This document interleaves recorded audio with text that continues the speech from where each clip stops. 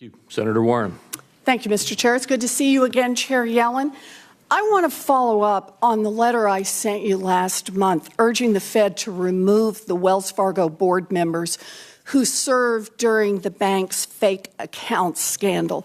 And I appreciate the response you sent me earlier this week, which acknowledges that you have legal authority to remove these board members, and that confirms that you're willing to use that authority if it is warranted. And that's the question I want to get at today. How could removal of these board members not be warranted given the facts that we already know? You know, the 2008 financial crisis showed that the big banks had completely inadequate risk management systems.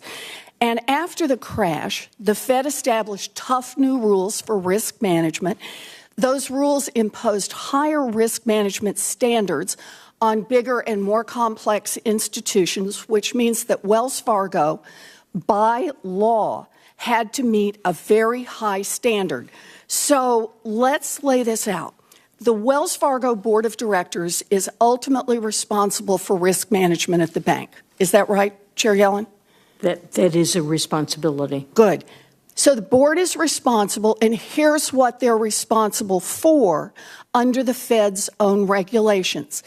Making sure that there are, quote, processes and systems to integrate risk management with management goals and its compensation structure, and making sure there are, quote, processes and systems for ensuring effective and timely implementation of actions to address emerging risks. Now, Wells Fargo didn't come close to meeting those requirements. They established impossible cross-selling goals and set up a compensation structure that put enormous pressure on employees to open accounts, new accounts for existing customers.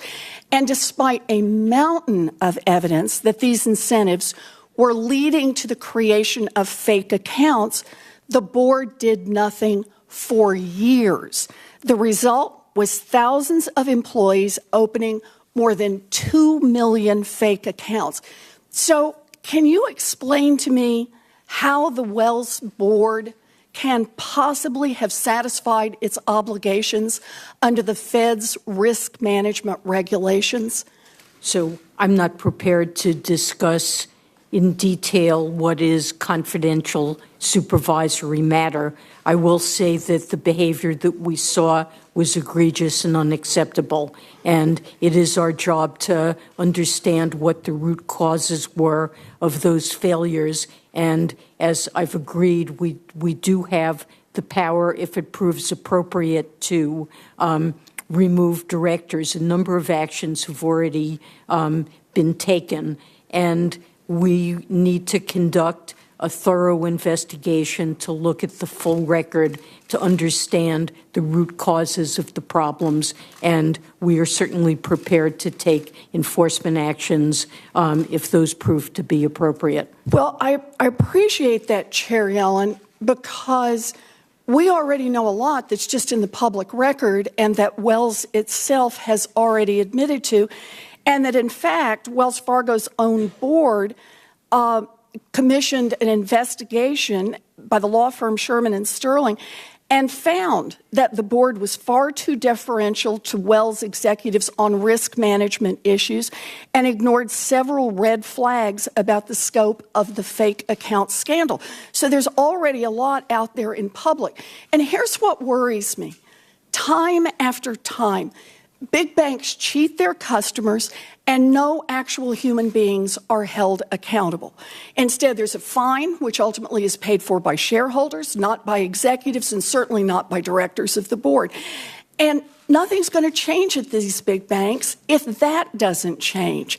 You know how I know that for a fact? Is because in 2011, the Fed fined Wells Fargo $85 million for illegally steering mortgage borrowers into costlier loans. And the Fed specifically said those illegal practices were caused by, quote, incentive compensation and sales quota programs and the lack of adequate controls to manage the risks resulting from these programs. So the Fed fined Wells in 2011 for failing to manage the risks resulting from bad incentive compensation practices. And what did Wells do?